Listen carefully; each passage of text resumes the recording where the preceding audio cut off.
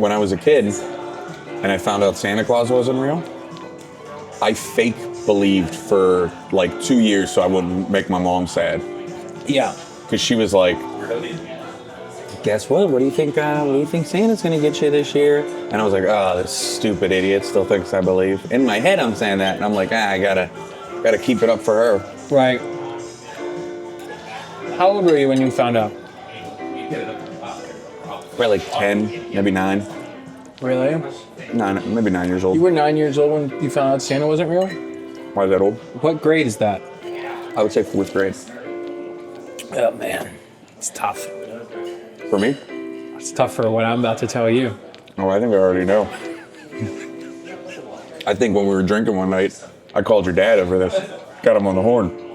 To confirm. Go ahead. Go ahead. It's a little bit of a blur, but I would say I was in at least 7th or 8th grade.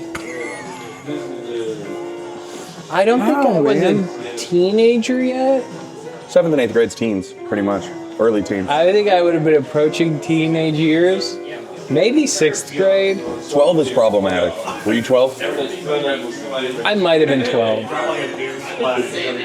I might have been between the ages of... You got like a light mustache? Yeah, I would say between the ages of 11 and 13, I found out Santa wasn't real. And not only did I find out, I reacted as if my whole I reacted like... Remember in Spider-Man with Jake Gyllenhaal when all of the drones stop and he realized none of it was real? Yeah. That's how I felt. I like that, like, oh, nothing is real. And I had a bit of a breakdown.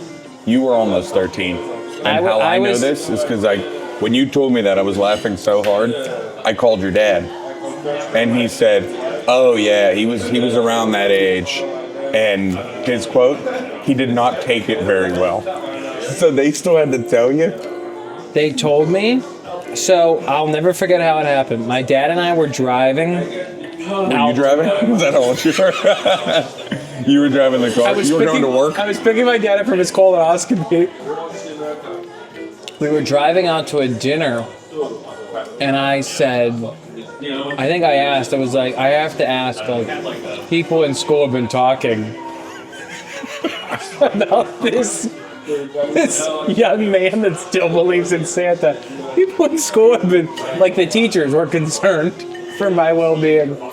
And oh my God. I go, like, I just need to know, is Santa not real? And he was like, well, Santa isn't real, and does the whole thing, and like, but it's a thing, and you do it, and it's like the idea of it, and all this. Yeah. And I'm not kidding. I don't think I spoke or ate for 48 hours. I was like sobbing in tears, destroyed. I felt like everything was a lie. And then that leads to like, so the Easter Bunny's not real. No. And the Tooth Fairy, like, I think I knew the Tooth Fairy wasn't real, but I'm so stupid that I was like, well, the Tooth Fairy's obviously not real, but Santa is. Yes, that's the dumbest kid thing. Is you like stop believing the Easter Bunny and the Tooth Fairy like 2 years before. And it's like almost like you figured it out. Yeah. You're like, well, that stuff's a lie, but it's like obviously they're just based on the real thing, which is Santa Claus. Now, do you know what's even stranger about all this? What? Is that I believed because my parents were divorced that Santa would go to both houses. Like he messed up? It was a clerical error. You fell through the cracks. Like he would come in, and then here's the other thing this is probably why. I'm sure. I know that.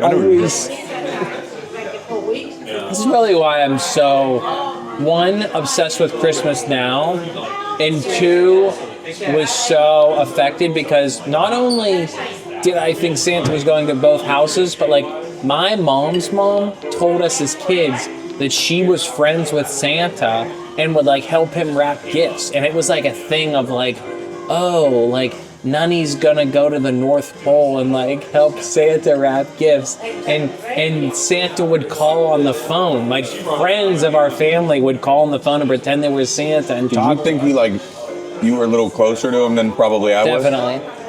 Oh, I love that. I wish you know how you wish you could be places and moments in history? You wish you were there. I wish I was in that car when you found out. To see that. You think you cried? I'm telling you, I cried. Not only did I cry, I sobbed for like days. It was like losing a dog or a pet. Was the reaction I had. You know, one of the hardest I ever remember crying as a kid? Huh.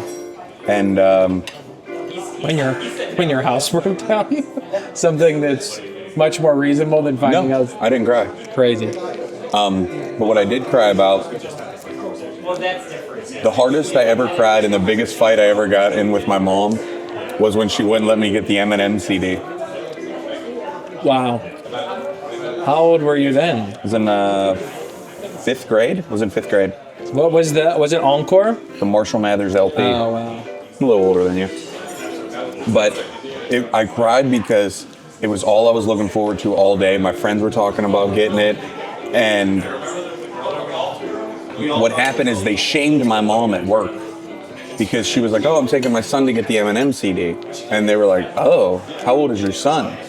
And she was like, he's 9. Mm-hmm. And they started going, oh, this is terrible. This is bad. Like, listen to it. They were letting her listen to it at work. So she came home and she was like, that's not happening. Dude, I like scream cried. I was like, how could you do this to me? It was all I was looking forward to, right? And it made me mad, especially because there was never restrictions on what I did. Like, I watched rated R movies as a kid because of her, because she watched what she wanted to watch. I listened to whatever I wanted, parental advisory CDs, and I just cried and cried and cried when she wouldn't get it for me. She refused. Yeah. So that weekend, my dad just got it for me. Sometimes you just... Beauty of divorce, baby. Yeah. I mean, that's definitely... My dad didn't even know Santa personally. I'm sure there's some deep thing that I haven't addressed in my subconscious of my obsession with Christmas now, you know, and... You're chasing the dragon. I'm chasing a dragon that of being a child. I'm chasing a nostalgic feeling to try to bring some sense to what seems to be just a hopeless world. I think getting to see that moment of your dad telling you, I'm almost just as interested to see him as I am you. Of him being like, hey man, really? Yeah. Oh, I'm sure he was like, I expected this to be a little bit of a problem and not a problem that was going to like ruin the dinner we were headed to. Like, I didn't speak at dinner. I was crying. Your dad always runs into an ordeal, man. John Ordeal Chamberlain. He's like, they're like, why are you so tired at work today? He's like, oh, I was up with my son last night. He was crying because of Santa. And they're like, oh, how old is he? 5, 6? 15. He's going to homecoming this weekend. Yeah. We had to tell him before prom. Well, He's been hitting the bottle ever since he found out about Santa.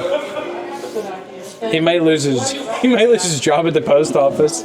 I told him on the way driving him to college. Yeah.